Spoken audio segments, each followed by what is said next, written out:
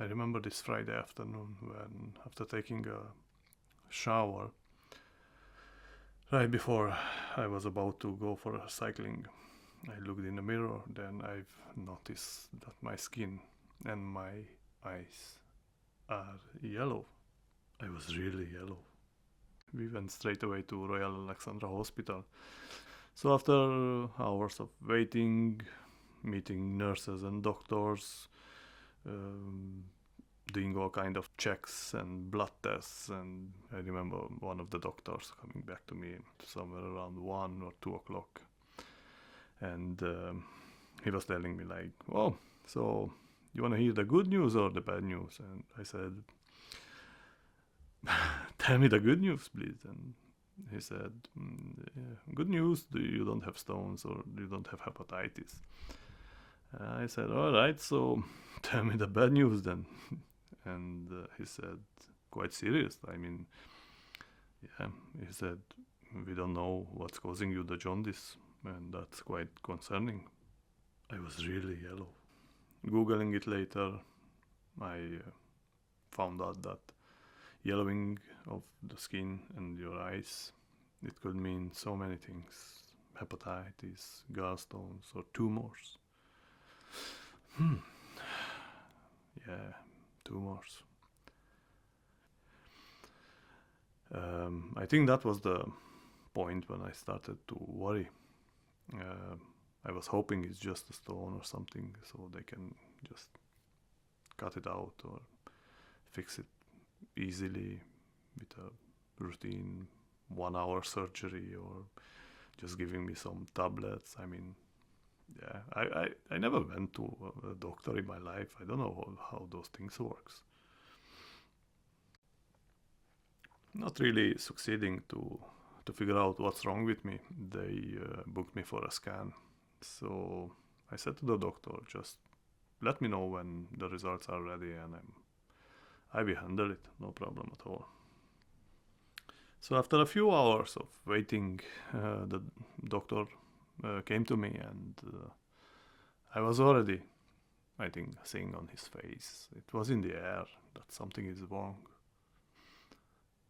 Something it was really wrong. So it was in the air. It was something in the air. I could feel it. It was like an eternity. Having a small talk, we arrived to that sentence when the doctor was telling me that, "Sir, you have a tumor in your body. You should see his face." I mean, honestly, it was terrible. I didn't really know what to say. I wanted to laugh or to cry. I had the feeling it's just a sick joke, like you're not hearing this every day. You are not thinking on this. You are not assuming that one day you will have a tumor, And I couldn't really move. Or say anything. It was just like I was freeze there. Yeah. Finally, they handed me some leaflets, phone numbers. They said there is a very good team at Glasgow Royal Infirmary, and they will be in contact with me in the following days. Meeting my wife, oh my god, it was not easy at all. I mean, yeah, I let her know that she can come to pick me up. Then I met her in the parking. I said, "I can come out. You don't have to worry. I'll be there in a minute." Then I met her, and she kept asking me, "So what's happening? What's happening?" I said, "Let's go home. Everything is fine. Let's go. Let's just go home, drive home, and we can have a conversation there." And yeah, she drove home, and I realized that basically because she was really worried because of what's happening around me, she didn't even had a breakfast on that day, and it was 5 o'clock or whatever, 5ish in the evening. And I said, right, so quickly prepare something to eat and just have something to eat, and we can talk after. So I waited. I still waited until she had something to eat, and I mean, I didn't have a plan. How you can? I just found out 1 hour ago that I have a tumor in my body. So how you cannot inform, you cannot let your loved ones a proper way. I think about this. I mean, there is no way for this. So I just said it out loud, calm and firm. They said that I have a tumor in my body. Later on, I found out that my tumor was really small, like 1 centimeter. It was near my pancreas.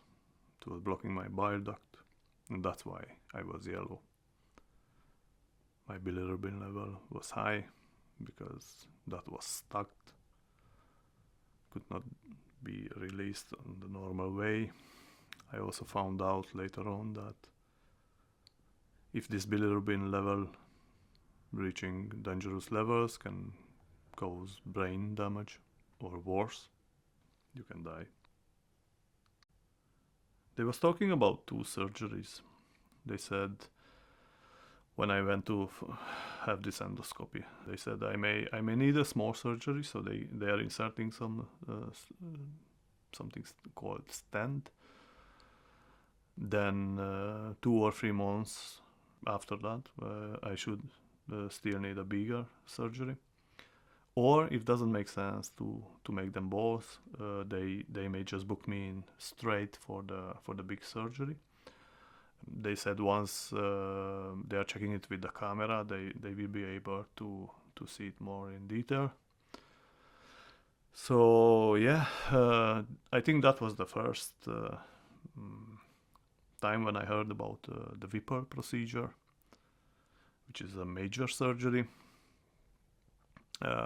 They was talking about all kind of survival rates and statistics, and yeah, if you are checking it, that's mental. I mean, yeah, it's a big thing.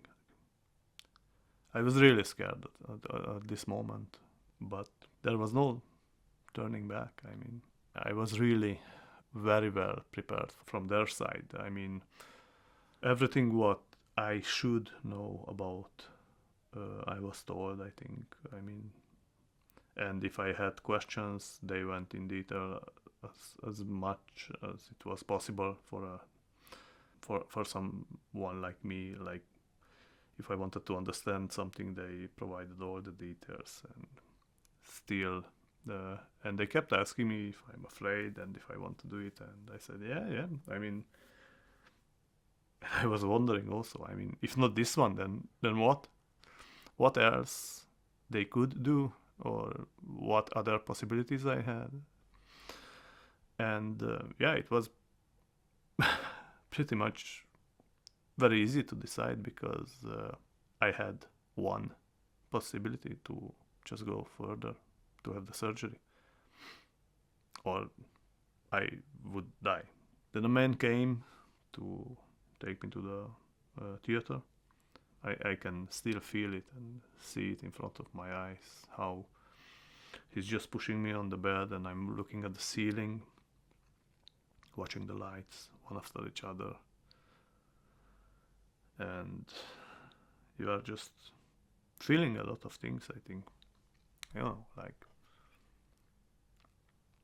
what's waiting for you, and all those scary infos what they kept telling you for 1 week. For me, my reality on that bed while the guy was pushing me, it was that no, this is not the day when I will die. This journey isn't over, I'm assuming. My 52 centimeter long scar on my abdomen tells the story of survival, my survival.